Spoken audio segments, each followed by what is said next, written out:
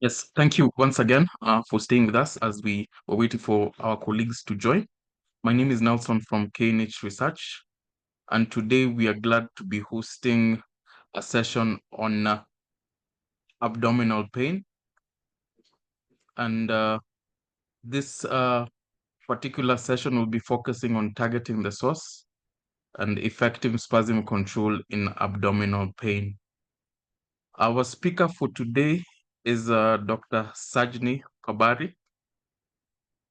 Dr. Sajni Pabari is a World Gastroenterology Organization of Fellow the University of Nairobi. She is well equipped in gastroenterology and hepatobiliary medicine, as well as luminal endoscopy.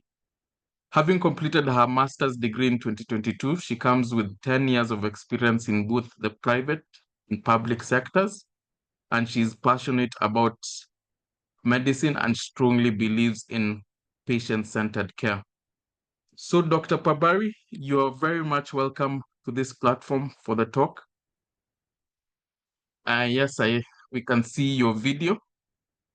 If you can unmute and say hi to our participants for the day. Thank you, Nelson. Good afternoon, everyone. Good afternoon, karibu sana. With us, we also have Perry Oliver from Group Ethica, which is sponsoring this particular talk. Perry, kindly say hi to our participants. Hi, good afternoon, everyone. Thank you very much, Nelson, and we look forward to a wonderful afternoon in gaining knowledge. Thank you.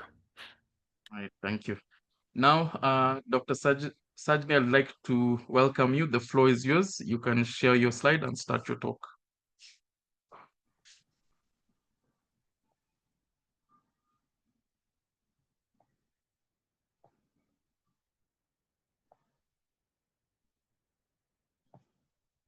Are you able to see my slides?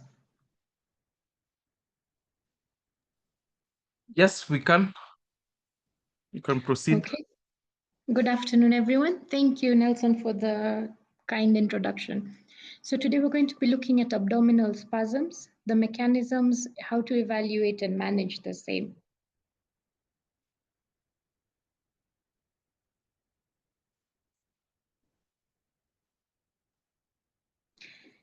These are objectives for today. We need to understand the mechanisms of abdominal spasms, identify the cause and evaluate them, review evidence-based treatment options for abdominal spasms. So what are abdominal spasms? This is when we get sudden involuntary contraction of the smooth muscles in the GI tract. This results in cramping, abdominal pain, bloating, and discomfort. This can be either intermittent or continuous. So this will be seen based on the history we take for our patients. So what really happens? We have the GI wall, which is composed of the longitudinal and the circular smooth muscles. These are coordinated to give contractions via the enteric nervous system, and also the pacemaker activity from the interstitial cells of Kajal. So let me just go into what are the interstitial cells of Kajal. So these are cells that are found in lining the entire GI tract. So this is what is basically the pacemaker cells of the GI tract. They can function independently of the main CNS system.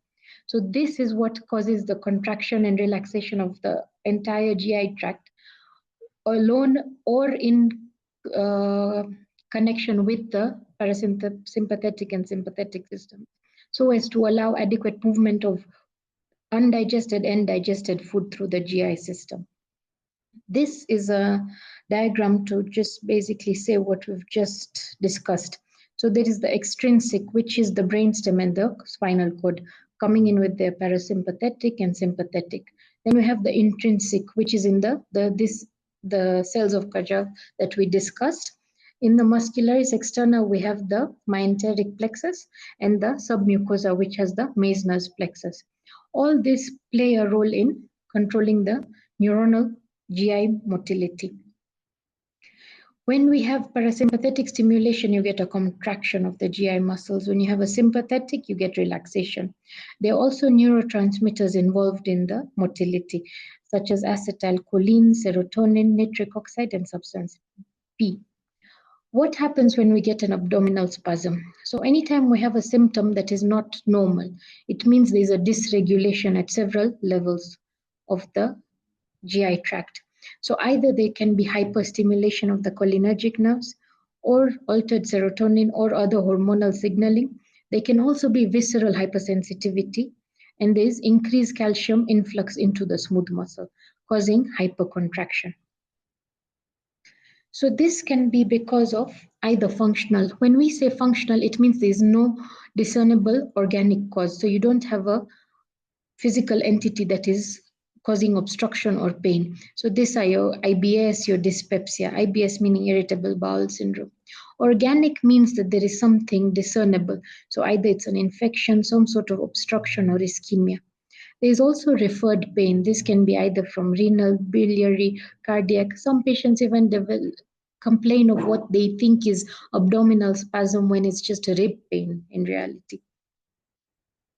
So how do we approach such a patient? As usual, we look at the history. That's your first step. Then we go to the physical exam, do basic labs where applicable, and imaging. These patients normally come in complaining of cramping pain. Most times it's intermittent, and they talk about it being related to meals. So many times they say just after a meal, they develop cramps. And sometimes they can localize it to a particular part of the abdomen, or sometimes they say it's generalized.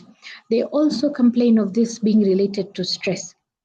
There is associated symptoms such as bloating, flatulence, increased burping, altered bowel habits. Many times with patients with functional disorders, they talk about diarrhea. So they say that immediately after a meal, they develop cramps or severe pain, sharp pains, and then once after this, they get episode of diarrhea, which then relieves the pain.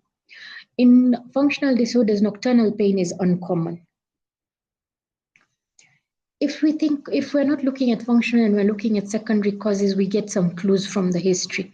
So some of these clues are also red flags. So if a patient complains of GI bleeding, so they have overt bloody vomitus, or they have dark stool, or they have blood in their stool, then weight loss over a particular duration, which is not intentional.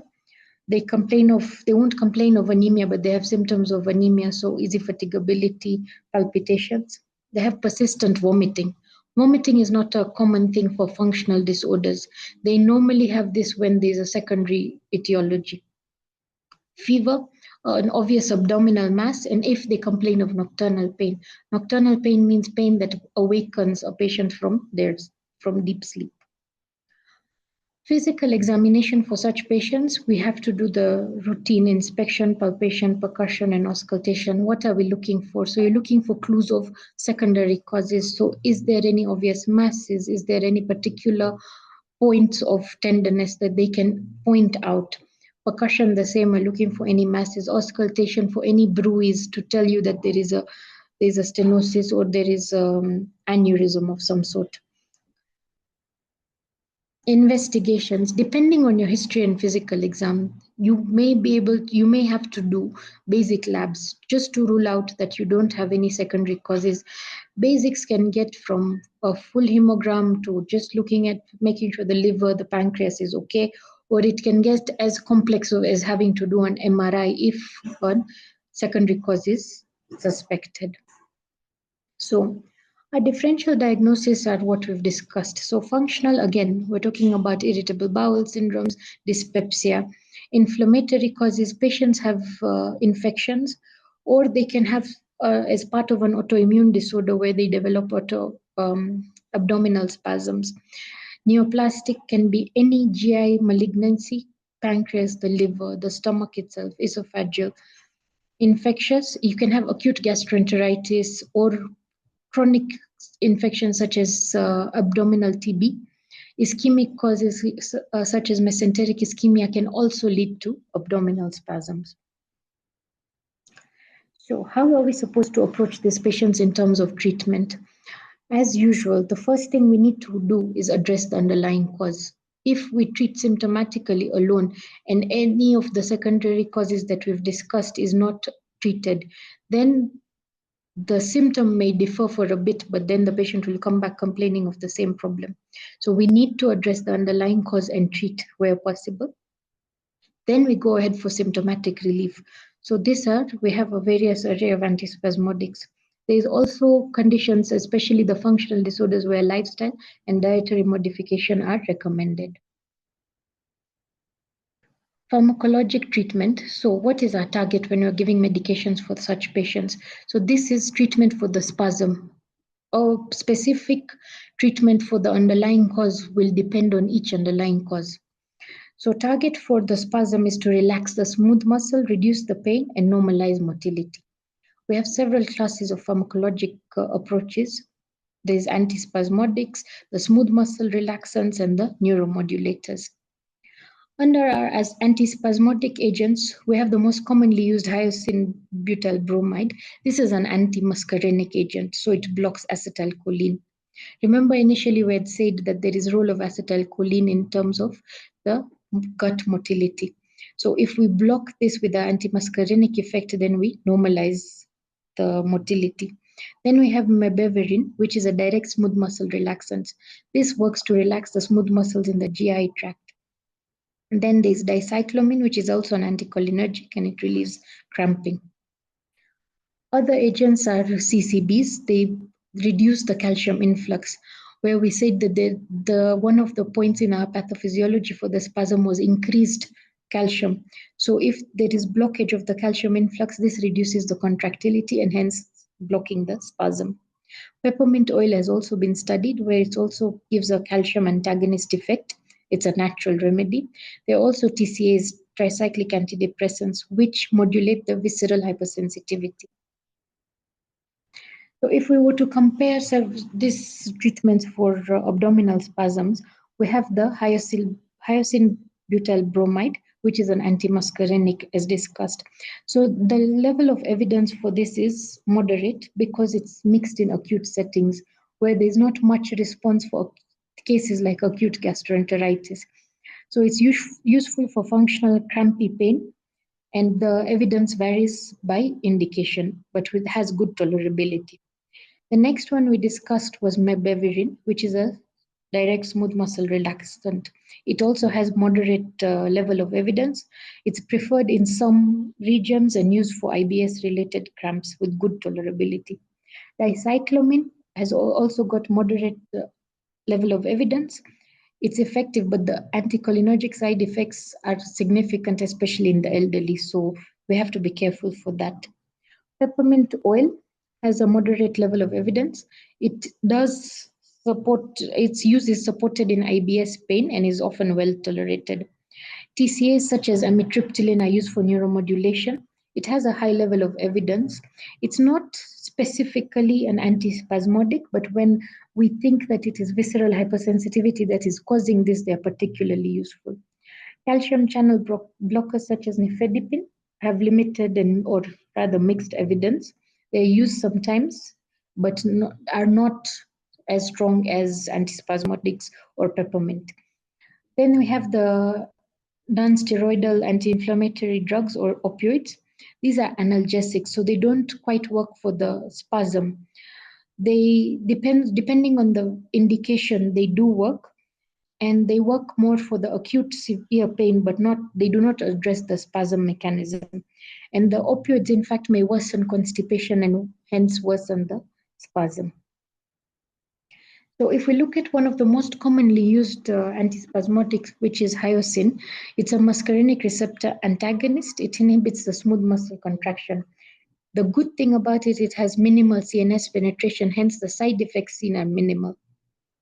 If we are these are clinical studies that show the effectiveness of hyoscine. So there's a study done in 2012. They looked at antispasmodics versus placebo, and the primary outcome was there was improvement in abdominal pain symptoms. In 2009, double-blinded studies were done with hyoscine plus or minus paracetamol. versus a placebo. They looked at pain scores over 4 weeks and they noted significant pain reduction. In 2024, they did a blind RCT in patients with acute gastroenteritis for hyoscine versus placebo. So the primary outcome for this was pain reduction in acute GE. For this particular indication, there was no significant benefit over placebo in this acute setting. Other studies showed against opioid versus hyoscine, so opioid requirement and pain control. Hyoscine did not reduce the opioid use or improve pain versus control. Another study showed review of trials in acute settings where there was mixed results for different types of pains, if it was renal or biliary, and the benefit was also mixed because of the mixed indications seen. If we were to compare hyoscine with the different antispasmodics, hyoscine is seen to have fast onset, is safe, minimal CNS penetration. Mebeverine was seen to be comparable to hyoscine. It's useful in IBS maintenance but has a slow onset. Alvarin citrate, moderate evidence, and is slightly less effective than hyoscine. Peppermint oil was comparable specifically for IBS. So what are the positive findings that we have for hyoscine? Several trials have reported that hyoscine improved IBS-related pain versus placebo over 4 to 12 weeks. Fixed combinations, such as those with paracetamol, also showed benefit in recurrent crampy pain. However, there are some negative findings where hyoscine was not superior to placebo in some settings, such as acute GE, certain renal colic studies, where the cause of the spasm was not functional, is where we are seeing that if there's an organic cause, then hyoscine was not seen to be superior or sometimes not even equal to other pharmaceutical options. So if we were to look at the dosing and safety, the normal dose is 10 to 20 milligrams as needed, up to 3 times a day. You avoid in patients with glaucoma, urinary retention, severe prostatic hypertrophy, because we still worsen the urinary retention. Common side effects seen are dry mouth, tachycardia, and blurred vision. How can we apply this in our day-to-day practice? So evidence supports trial of hyoscine for functional crampy abdominal pain, such as that seen in irritable bowel disease, but not universally for all acute cases.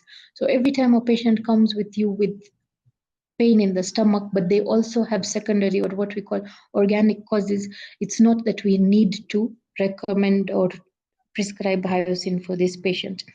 It's used for symptomatic relief, and you have to assess response and watch for any side effects.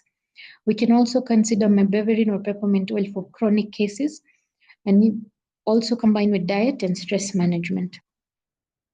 Some of the non-pharmacologic management for abdominal spasms include a low FODMAP diet.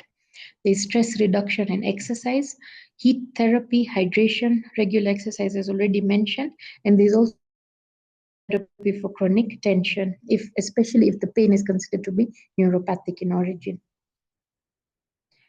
So a patient comes to you, and this is the normal clinical algorithm that we would use. Get the history, rule out red flags. Then, depending on what the history is telling you, do basic labs or imaging and consider functional assessment. If we think it is functional, then stepwise therapy. So we start with antispasmodics, dietary and psychological support. Always review for results and response. If the symptoms remain persistent or severe, then you best refer to a gastroenterologist. In summary for this section, abdominal spasms are multifactorial. Hyoscine does have the best evidence for rapid relief and always combine pharmacologic and non-pharmacologic care. The key take-home messages for today's talk are: exclude red flags early, functional causes are common, hyoscine is effective for functional cramps, tailor the therapy according to your patient and reassess regularly, encourage lifestyle changes. Those are my references. Thank you.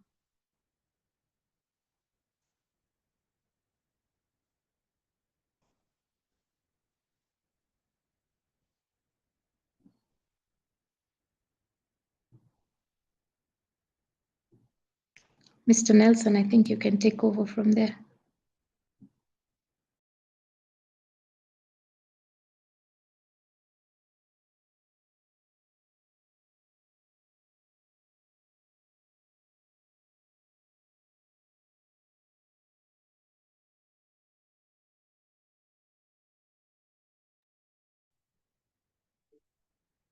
Thank you so much, Dr. for the good presentation. And I think we will have some questions which will be coming through, but we'll address them once I'm done with my part of the presentation. So I'll take over to do the presentation, and then once we are done, we'll be able to address all the questions that have been asked.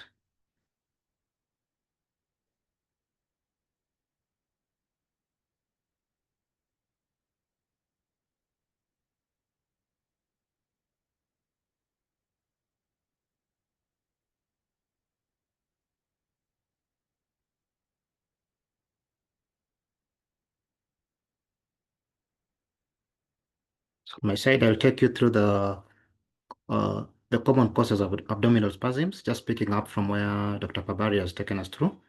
So in terms of the common causes that cause abdominal pain, find probably when you engage in too much eating at once, or you eat foods that you're sensitive to, such as foods which are high in fat content, caffeine, and also alcohol or citrus fruits, or even when you eat spicy foods, you find you're predisposed to abdominal spasms.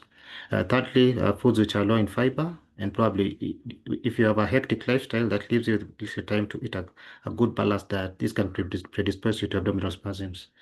Secondly, probably in change of from your normal routine, probably during a travel, or yeah. So precisely, you find that something of interest is that abdominal spasms is much more common in the female gender than in the male gender. And when it comes to management, as Dr. Pabari has stated in his presentation, antispasmodics and muscle relaxants stand out in management.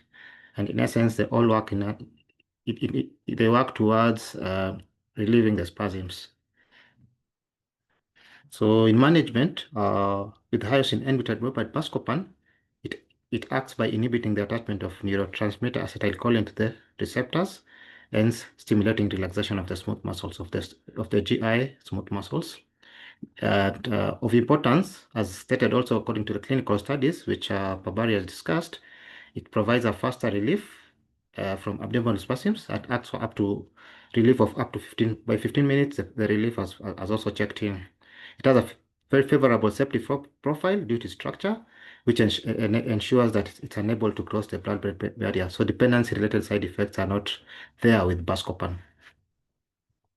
So this is just a pictorial presentation of its mode of action. So this is a stressor, introduction of a stressor into the GI.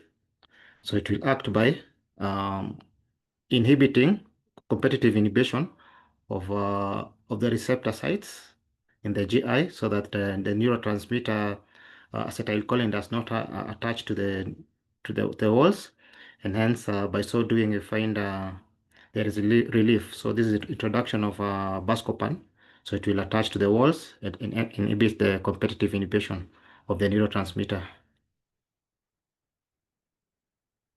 And by competitive inhibition, it relieves it relieves the contraction, and hence the pain associated with the spasm is relieved of. So in terms of formulations, we've got two formulations. We've got Buscopan Plus, which contains hyoscine N-butyl bromide 10 mg and paracetamol 500 mg. So it offers a dual action kind of approach, where it takes care of the spasms and also takes care of the pain. So cause of the spasms and pains. And secondly, we've got Buscopan sugar-coated, which only contains hyoscine butyl bromide. So in terms of dosage, we recommend dosage of 1 to 2 tablets taken 3 times a day. Yeah. Thank you very much. And back to you, Nelson, for the other part of the afternoon.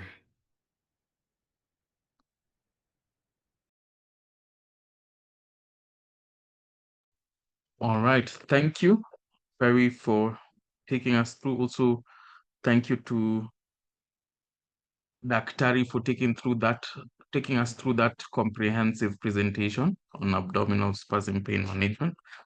I would like us to flow over, or rather switch to Q&A, where our participants can ask questions regarding the presentation, or if you have any other related question, you can kindly post it on the chat or on our Q&A section, and our panelists will be able to pick. So the first question of the day goes to Daktari. That is from Ishmael, saying this is a good presentation, but is asking why a lot of non-conventional abbreviations. Ishmael, maybe if you're online, you can raise your hand. I can also allow you to speak and ask that question more precisely. I'd like to flow over to the next question as we wait for Ishmael. Coming from an anonymous attendee, why is it that Buscopan, including plus, doesn't help me when I have period cramps, but paracetamol relieves? Daktari, over to you. Thank you, Nelson. Thank you for the questions. So for the second question, I'm not a gynecology expert, but I'm going to say there's several causes of menstrual cramps. So depending on what is causing your particular ones, maybe that's why a particular medication is not working for you and the other is. For the first questions, I apologize if there are any abbreviations that were not clear. Maybe the person can type them and I can elaborate on the same. All right, Ishmael, if you're in the meeting, I have allowed you to speak. So if you're seeking any clarification, you can go ahead and unmute.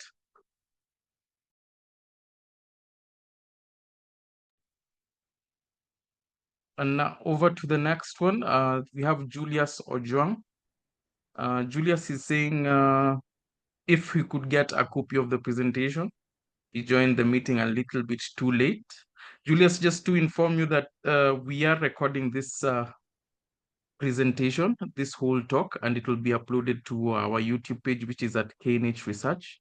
You can visit that page. By tomorrow, you'll find the recording uploaded, and you can visit it for your reference. Or Daktari, if you can choose to send us, we can also send a copy to the participants.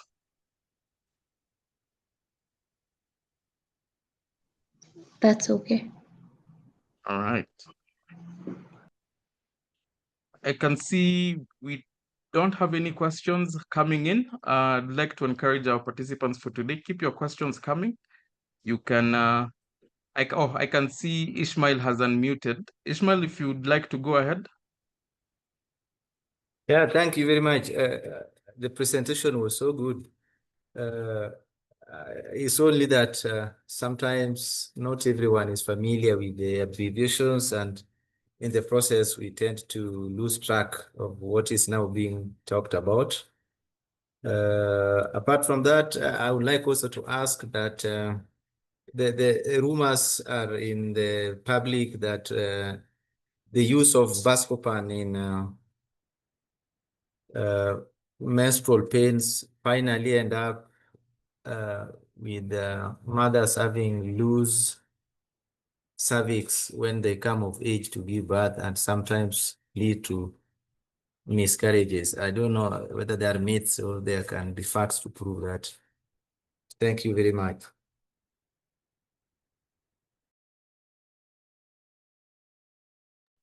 Thank you, Ishmael, for your question and for your remarks. Daktari, if you'd like to pick that up.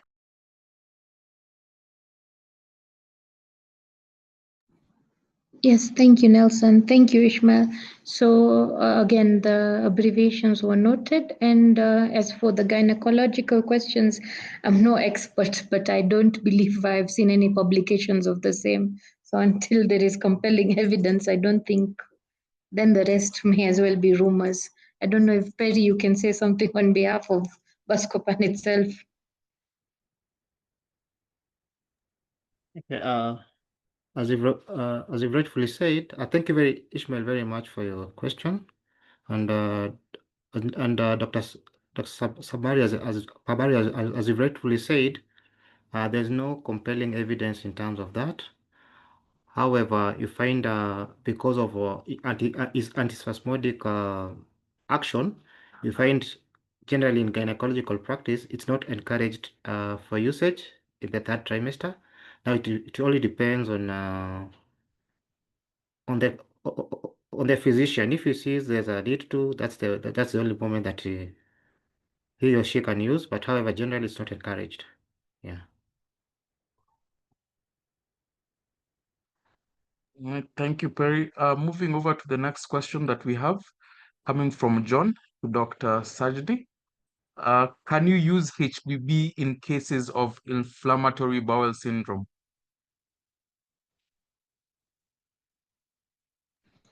Yes, you can. Especially sometimes some of the inflammatory bowel syndromes present with severe abdominal spasms. So patients can be given, and like we said in our algorithm, you give, and then also as you treat the underlying cause and try to attain effective control of the underlying disease, and also watch for response to the antispasmodic. All right, thank you. Next question is from Hussein, asking, is using diclofenac during, I think this is menstruation, safe? Again, this is not a gynae session, but I suppose it is, but they're much better and safer NSAIDs that are recommended in menstruation. Right. Hussein, if you wanted to be more specific with the question, I can give you rights to speak and you can ask Daktari directly. I'll be moving on to the next question from anonymous attendee, saying, great presentation. Does Buscopan and cyclopam worsen constipation, or is it contraindicated? So Buscopan is a smooth muscle relaxant. So yes, it may worsen constipation in some patients, but it is not contraindicated as such, especially if we have something we call the IBS-C. That means irritable bowel syndrome, but you have the constipation type. Then the IBS causing the spasms, Buscopan may still help in such cases. All right. Thank you. Next question is coming from Sheila Nafuna, asking, when you're in a rural facility where Buscopan might not be there, what can be improvised, and or which other drug can we use to relieve pain? As discussed, we have the peppermint or the mebeverine, as if you're looking for specific antispasmodics. Depending on the cause of the spasm, generic or basic rather NSAIDs may not work. So then you can try the non-pharmacologic as well, such as heat therapy, hydration, exercise, TCAs if you think it's visceral hypersensitivity. So again, depending on what the underlying cause is, if it's functional, then try alternative medication, alternative therapy rather than just the pharmaceutical options available. Thank you. Can see Hussein is ready to speak. If Hussein, if ready, you can speak and ask your question.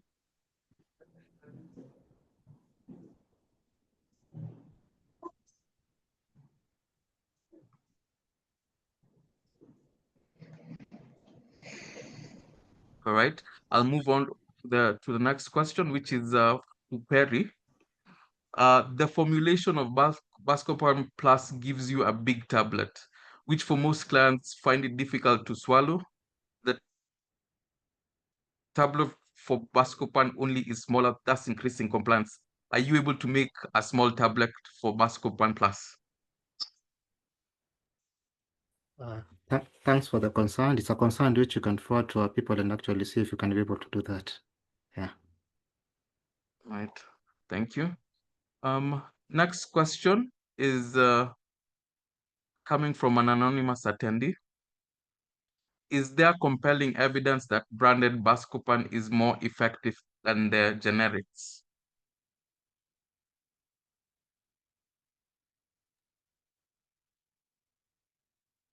In terms of comparison between the innovator and the generic, so far there hasn't been any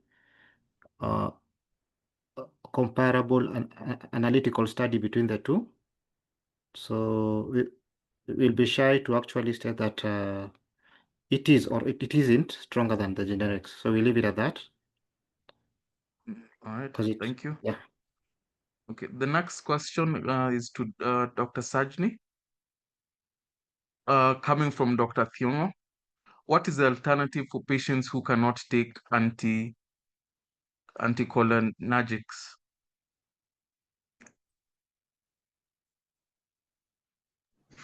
So, like we discussed in the presentation, we have several other options like the peppermint oil, the mebeverine, direct CCBs you can do a trial of calcium channel blockers. Those also help in certain specific cases. All right. Another question from an anonymous attendee. I think this is to the both of you. Buscopan fear of causing anal sphincter control. One may get fecal leaks inappropriately. How can you handle this situation?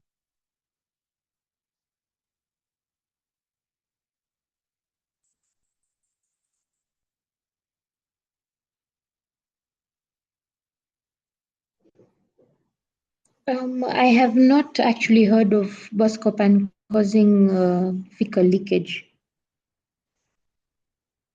It in fact slows down the bowel activity, so I don't see how it can cause fecal leakage unless it's a rare side effect that I'm yet to see.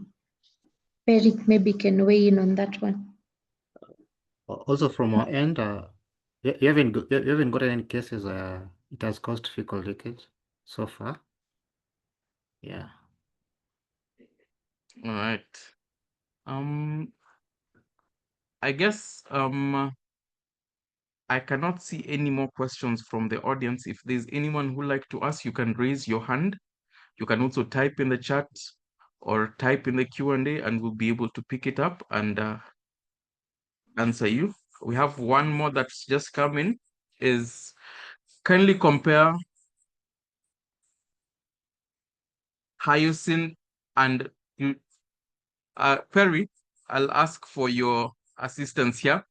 I think they're speaking of drugs that you may have, or rather have more information on. You can just take a look at the Q&A. There's a question that just came in on that. One question coming from Grace Mwangi is asking, is it okay to combine buscopan with opioids?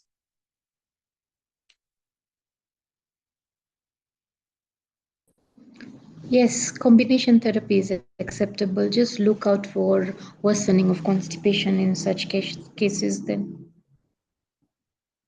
All right. Next question is coming from Stephen, asking what is the cut of age for buscopan prescription, maybe going downwards?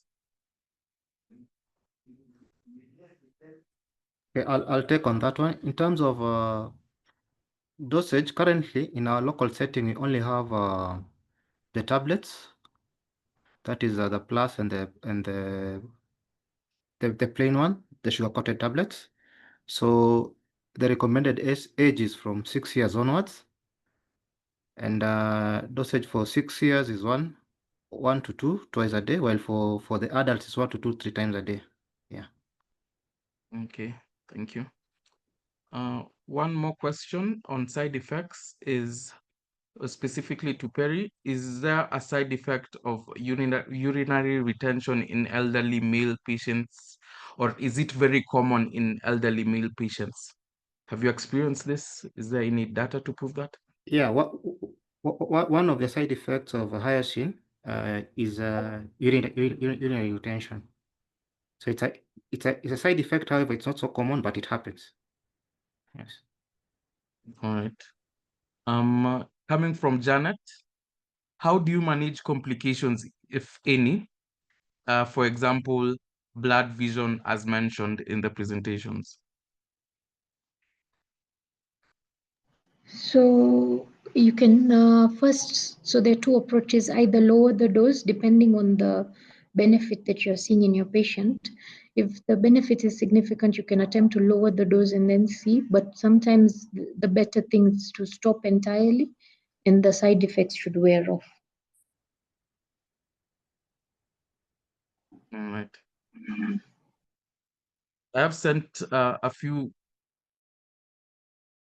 two questions over the chat to our panelists. You can take a look at them and answer them as per the asks. I think one will be for Perry, the other one can be for Terry.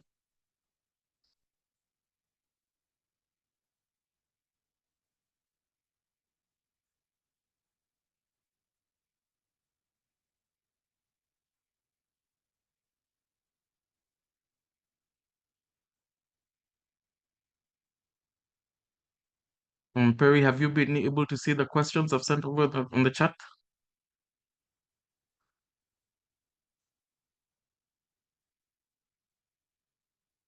I'm seeing a question on a comparison of dotravalin and hyoscine inhibitor bromide. Yes, correct. Yeah. So even in terms of this question was actually more of answered in Pabari's presentation, where according to there's a study that showed that in terms of efficacy, they are more of comparable rather than one having an advantage over the other. So they are comparable in terms of efficacy. Okay. And Thank you. then also there's a question of is it okay to give relief MR? According Yes, to yes. both my presentation and Pabari's presentation, we talked of one way of managing spasmodic episodes is we talked about antispasmodics, and also we talked about muscle relaxants. So relief MR is a muscle relaxant, so it can equally work in terms of management of abdominal spasms. Yeah. Okay. I think yes, we have one more question that has just come in. Asking, or rather, just stating, Buscopan is a spasmolytic. Can that effect extend to affect the urinary bladder sphincter to an extent of worsening the dribbling of urine or even urine leaks as one coughs?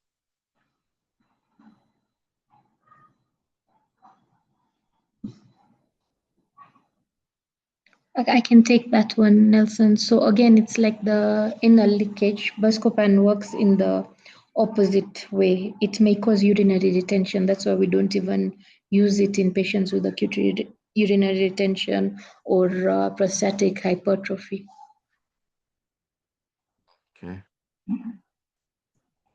Another question from Wanjama Kamau, asking, for those already on CCBs for hypertension or any other antihypertensives, significant dizziness is a common side effect. How can we avoid this, especially on IV use of hyoscine?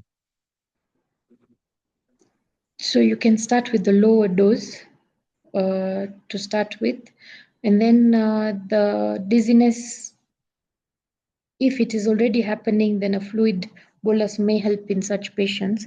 But these are the patients that you want to avoid using anticholinergics to begin with. Okay, thank you. I know this is not an phenological session, but there's one more question. I don't know whether you can offer any insights into it. From Gilbert, what's the alternative drug for use in acute abdomen during pregnancy, as Buscopan is contraindicated?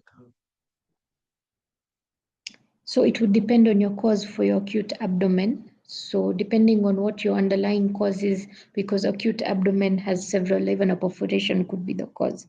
So depending on your cause, then we can see which medications would be safe for such patients. And acute abdomen being caused by an organic cause most times, or almost always, would most likely not even respond to hyoscine at that time. Okay. Thank you. Thank you both Dr. Sajdi Pabari and Perry Oliver from Group Ethica. And also thank you to our participants for engaging with us. I cannot see any other questions from my end. And I'd like to maybe assume that we have exhausted all of them unless there's one more person. Yes, I can see a question, but this one is on the presentation. They have just joined in and would like a copy of the presentation. As explained earlier in the session, that we'll be uploading this session to our YouTube page, that is at KNH Research, or you can search for KNH UN webinars on YouTube, and the specific topic you'll be able to get the recording of this session for your reference. Dr. Sajin, I can see two more questions have come in. One is from Grace. For those on H. pylori regimen, can patients use Buscopan continuously for more than 3 days? So once you start the H. pylori treatment, it's unlikely that the patient will require the Buscopan for more than even a day, especially if they're taking their the PPI or the PCAB. So the potassium channel antagonist or the proton pump inhibitors properly, then they should not be facing the spasm or what they may think is spasm, but is actually severe gastritis. All right. Thank you. We have one more question from an anonymous attendee. Are there any benefits for injection of Huyosin than the tabs? This would depend on your patient selection. So if it's a patient who is in acute severe pain, is unable to take orally, is a patient who is in the hospital or in ICU for whatever reason can't take orally, or you want a quick response, then those are the patients that will benefit for the IV rather than waiting for the oral to take action. Okay. Thank you. And I can see now that we have exhausted the questions, and all I can see from my end are appreciations on the wonderful presentation, and people are thanking you for taking the time and taking them through this particular talk. One request is from someone who just joined in now, is whether they can get a quick summary from you, maybe when you're giving us your take-home pointers or your parting shots, but maybe you can give them a quick summary. Sure.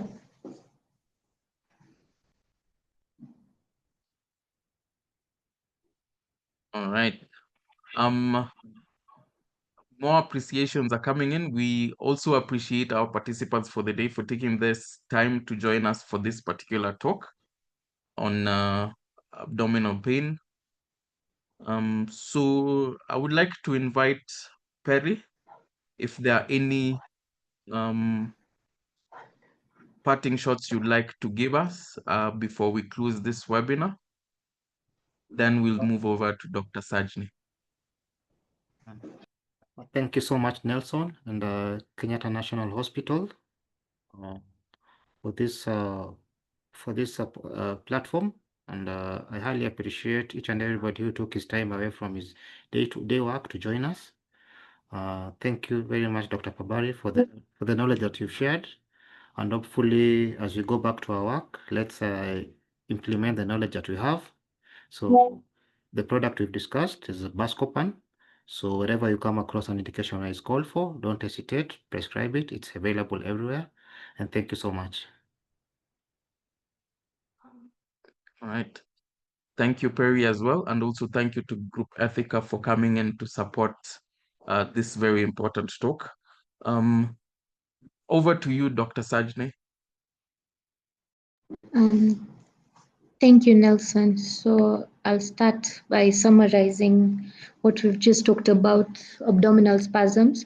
So as we said that abdominal spasms can be multifactorial, so it's very important to know what is the cause, and that will guide our treatment. So far, hyoscine has shown the best evidence for rapid relief. It's always good to combine pharmacologic and non-pharmacologic treatment. Always exclude the red flags and encourage lifestyle change and tailor the therapy and reassess regularly for all patients. Beyond that, I'd like to thank the KNH team and you, Mr. Nelson, for organizing this webinar. I'd like to thank the Ethica team and Perry for involving me in this very engaging topic presentation. And thank you all for those who attended and asked the very nice questions. Thank you.